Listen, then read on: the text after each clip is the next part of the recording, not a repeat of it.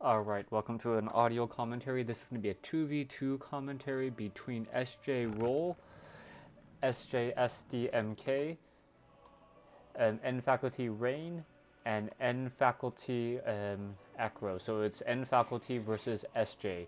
Now this is on Turtle Rock, as you can see, and I have already watched this replay, and this replay is going to be a great game. Now there's going to be a large concentration on macro here. Now, I know we all talk about Warcraft 3 being a very micro-intensive game, not having to worry about too many peons, gathering units, using certain units very well. But macro could also be, in my opinion, could also be in terms of strategy, unit selection, hero selection, and just how altogether the game works. Now, these strategies are going to be fairly unique to a 2v2 game, and I personally enjoy playing 2v2 games more than 1v1. I have a partner to share in my triumphs and my shortfalls, so I just enjoy the game more. So I'm glad that we have a 2v2 replay from WC Replays to go over. Currently the game's at the 1 minute 15 second mark. Heroes generally don't come out until the 2 minute mark, but let me review what's happening. The undead player is going to be going Fiends, while his partner, it looks like, has only built one Ancient of War. I do not see a Hunter's Hall, so he's most likely going to be going Archers. Meanwhile, N Faculty's Night Elf player only has an Altar of Elders as well, no buildings up yet. Meanwhile, on the Orc side, we have a Tauren Chieftain coming out, along with double racks and a War Mill coming up. So those who are familiar with this particular build, know that Orc is going to be going Headhunters and eventually Berserkers. Now, we have the Tauren Chieftain coming out, and we also have the Priestess of the Moon. This is what I like to call double aura. By going True Shot aura, the Priestess of the Moon gives +3 or plus 10% damage on all ranged units. And by making sure that there's Headhunters and Huntresses, all units get that addition of the True Shot aura. In addition, the Endurance aura of the Tauren Chieftain will have all units move faster and hit faster as well. So we have the Demon Hunter of SJ.Roll coming in, trying to do some harass here.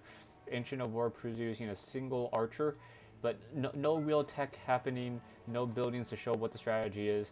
We do have a Tree of Ages coming out, and being teched by SJ's Night Elf. Meanwhile, we have Fiends coming out from SJ.SDmK. Now, the Death Knight is going to go ahead and try to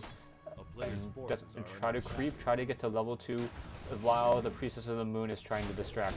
On the other side of the map, we have the Tauren Chieftain trying to creep, while the Demon Hunter is distracting the Night Elf player.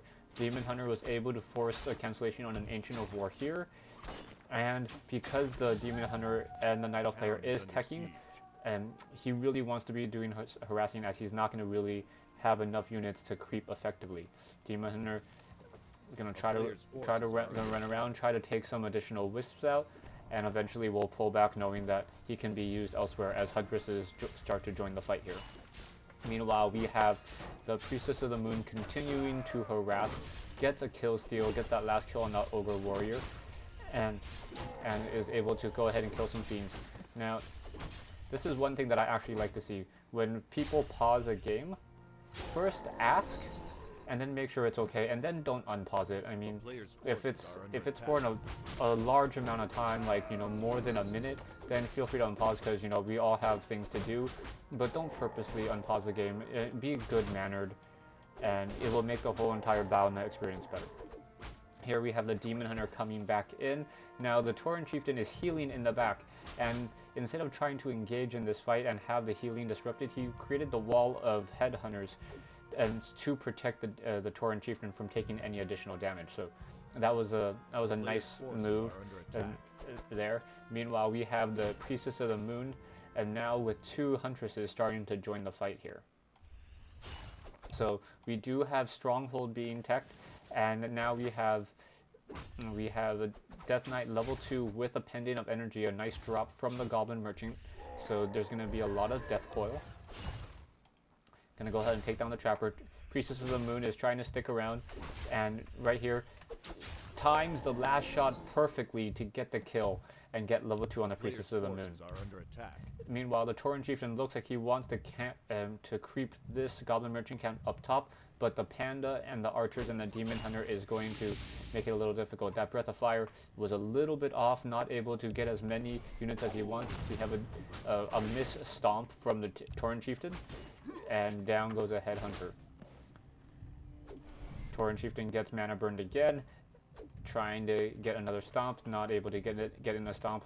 Meanwhile, we have Huntresses and Fiends coming into the middle. So player's forces are under attack. These two players really playing two separate 1v1 games. They haven't begun to mesh yet, and they haven't really begun working together until this point in the game where the Huntresses are now taking down Archers while the Orc player is using the time and energy to creep this creep camp with Troll Headhunters. Now the Troll Headhunters have a 1-0 upgrade, and we have a nice surround on the Pandarian Brewmaster, so that Brewmaster is going to get out and then fall down. Meanwhile, on the Huntresses, no upgrades on the Huntresses. But you can already see that +2 from the True Shot aura, very nice additional damage, and when the Priestess of the Moon levels up, it will be +4, and then these Headhunters will also get an additional +4, +5. At level 3, these two players decide to start working together and uses a scroll speed and tries to take out units.